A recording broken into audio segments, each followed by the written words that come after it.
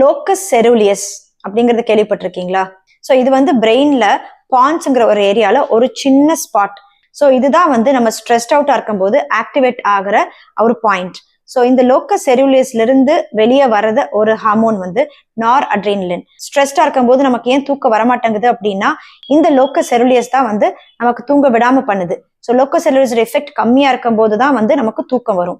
அதே மாதிரி இது ஆக்டிவேட் ஆகும்போது நம்ம எப்படி ரியாக்ட் பண்றோம், அந்த ஆங்ஸைட்டி அட்டாக்ஸ் இதெல்லாம் அதிகமாகுது. தட் இஸ் வை நம்ம ஸ்ட்ரெஸ்டா இருக்கும்போது நமக்கு படபடப்பு வர்றதும் நம்ம சரியா தூங்காம இருக்கிறதும் நடக்கிறது. ஸோ இந்த லோக்கஸ் செருலியஸ் ஆக்டிவேட் ஆகும்போது என்ன ஆகும் அப்படின்னா நம்ம ஆங்ஸைட்டி அட்டாக்ஸும் படபடப்பும் இருக்கு. இதுவே வந்து லோக்கஸ் செருலியஸ் ரொம்ப ஜாஸ்தியா ஆக்டிவேட் ஆகும்போது நாரெப்பினெஃப்ரின் வந்து டோட்டலா கம்மியாகி அப்போ கெட்டாப்ளெக்சி அப்படிங்கிற ஒரு பினாமினன் நடக்கும். அப்படின்னா என்னன்னா கை கால்லாம் அப்படியே வரைச்சு போயிடுறது, எந்த மூமெண்ட்டுமே இல்லாம இருக்கிறது. That is why if you see stressed அவுட்டா இருக்கும்போது நமக்கு வந்து ஃபர்ஸ்ட் ஸ்டேஜ்ல தூக்கம் வராம இருக்கும். ரொம்ப ஓவரா ஸ்ட்ரெஸ்ட் அவுட்டா இருக்கும்போது இந்த மாதிரி கை கால் வரைச்சு போய் நம்ம மசில் ஸ்டோனே இழந்துடும்.